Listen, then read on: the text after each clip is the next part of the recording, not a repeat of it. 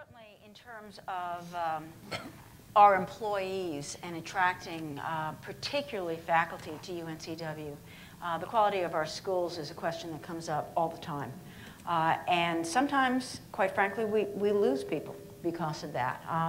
Usually we can sell them, but every once in a while that's a consideration, just as housing costs in this area are a consideration. And another issue that Connie mentioned, trailing spouses and spousal hiring. Those are the three greatest issues that UNCW faces in terms of really attracting some top quality people. In addition to salaries, I know that all the UNCW people here will remind me of that.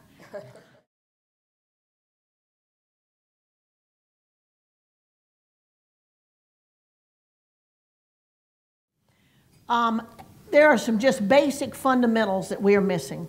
We tried several times over the last couple of years in the General Assembly to run a bill to have bonus or some structure to pay folks that would teach science and math. I don't think I need to tell a person in this room how desperately we need good science and math teachers to prepare our students for the future. The teachers that are already working in our systems fought us into the ground. No one's going to get more money than we get.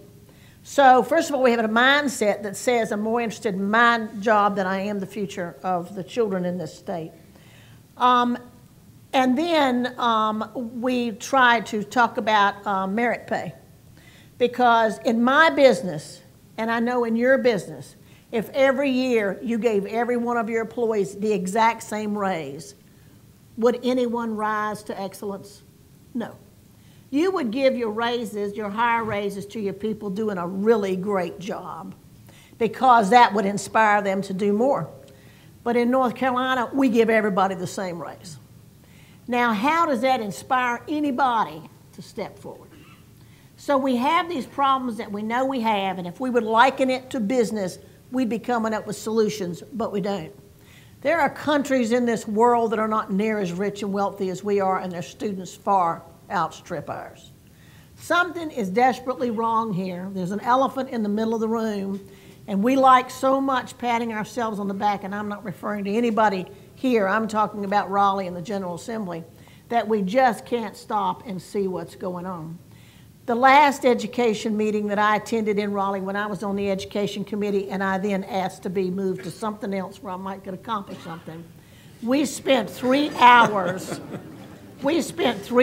debating if we should make it mandatory for teachers to put sunscreen on kindergartners and first graders before they went outside to play. Now the debate was that, you know, skin cancer could kill these children, and of course we need to take care of every human being in the world. And then the debate was, but they might be allergic to the sunscreen. Now we're having this conversation while Rome is burning. And we need to be getting good math and science teachers, and we need to be paying teachers merit pay. That you do a good job, you get good pay. You don't do a good job, you need to rethink where you're working. Amen, brother. And that's just purely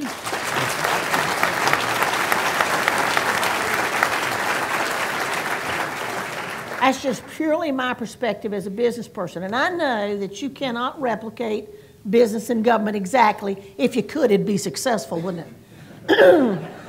Might be better. But you do have to take some of those principles and put them to work. I think that at the local school level, they're doing the very best they can do with what they've got. But when their legislators are sitting in Raleigh making ridiculous decisions and spending time on stupid conversations, it's going to be hard for them to do that. But I do think Nick said something really important, and the Chancellor. The business community can make a difference. We can demand better education.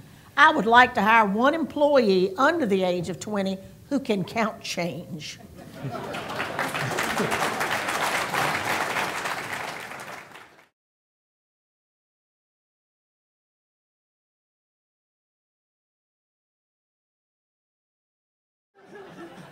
I do want to piggyback off what Representative Justice said, and I think this is a travesty when you have 30% dropout rate in your community.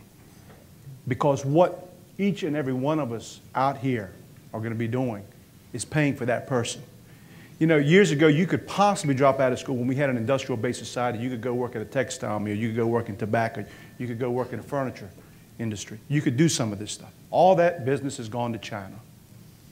And what we're stuck with is a 30% dropout rate. Just think about that. 30 out of 100 people are dropping out of each and every one of our high schools.